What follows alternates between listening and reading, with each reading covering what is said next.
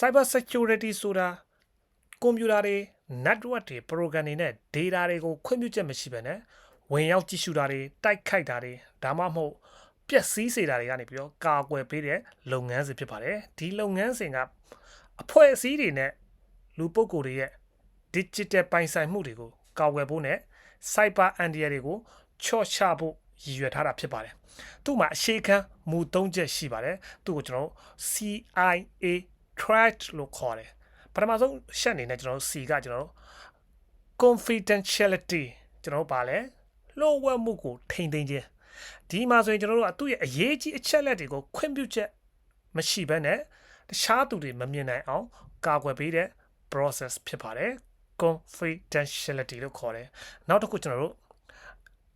integrity တိကျမှန်ကန်မှုကိုကျွန်တော်ထိန်းသိမ်းပေးတယ် data တွေကိုမတော်တဆဒါမှမဟုတ်ရင်တမင်တကာပြုပြင်ပြောင်းလဲခြင်းမခံရအောင်စောင့်ရှောက်ပေးတဲ့ integrity နော်နောက်တစ်ခုကျွန်တော်တို့ availability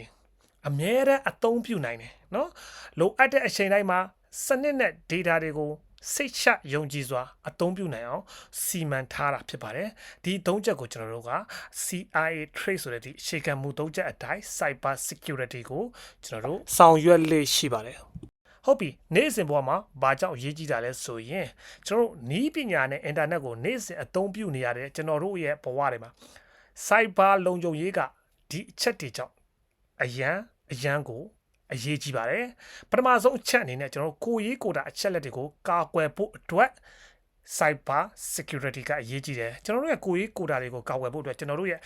နာမည်တွေနေရက်လိပ်စာတွေမွေးသက်ကရစ်တွေနဲ့ဘန်နာရေးအချက်လက်တွေကဲ့သို့ကျွန်တော်တို့နော် personal identifiable information တွေကိုကျွန်တော်တို့ခိုးယူခြင်းမခံရအောင်ကာကွယ်ပေးတာဖြစ်ပါတယ်နော်နောက်တစ်ခုအနေနဲ့ကျွန်တော်တို့ဒုတိယအချက်အနေနဲ့ဘာကြောင့်အရေးကြီးတယ်ဆိုတော့ကျွန်တော်ငွေကြေးဆုံးချုံမှုတွေကနေကာကွယ်ဖို့အတွက်ဒီအချက်ကအရေးကြီးတယ်ကျွန်တော်တို့ data ပေါက်ကြားမှုနော်ဒါမှမဟုတ်ရင်လို့ရှိရင်ကျွန်တော်တို့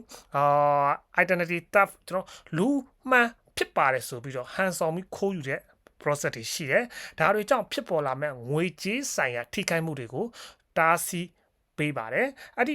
ကျွန်တော်တို့ဒါကြောင့်ကျွန်တော်တို့ cyber security ကအရေးကြီးပါတယ်နောက်တစ်ခု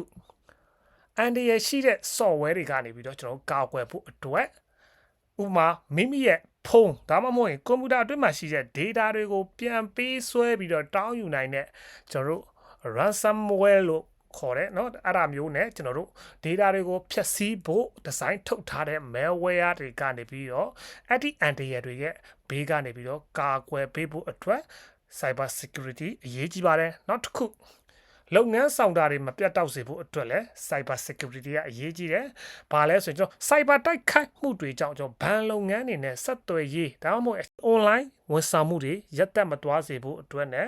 အဲ့ဒီလိုအခက်အခဲတွေဖြစ်လာပါကကျွန်တော်အမြန်ဆုံးပြန်လည်ပတ်နိုင်ဖို့အတွက်နော် cyber security ကနေပြီးတော့ကျွန်တော်တို့ကူညီဆောင်ရွက်ပေးပါတယ်။နောက်တစ်ခုကျွန်တော်တို့ယုံကြည်မှုတည်ဆောက်ဖို့ပေါ့နော်။အဖွဲ့အစည်းတစ်ခုဒါမှမဟုတ်ဝန်ဆောင်မှုတစ်ခုကမိမိရဲ့ data တွေကိုလုံးကျုံစွာကင်တဲ့နိုင်တယ်လို့သိရှိခြင်းကနေပြီးတော့အသုံးပြုသူနဲ့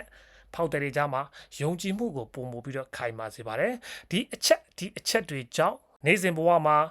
cyber လုံခြုံရေးက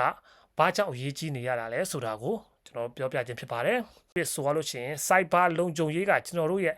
digital လုံခြုံရေးနဲ့စိတ်အေးချမ်းသာစွာနေထိုင်ဖို့အတွက်မရှိမဖြစ်လိုအပ်တဲ့အစိတ်အပိုင်းတစ်ခုဖြစ်ပါတယ်ဟုတ်ကဲ့အားလုံးပဲကျေးဇူးတင်ပါတယ်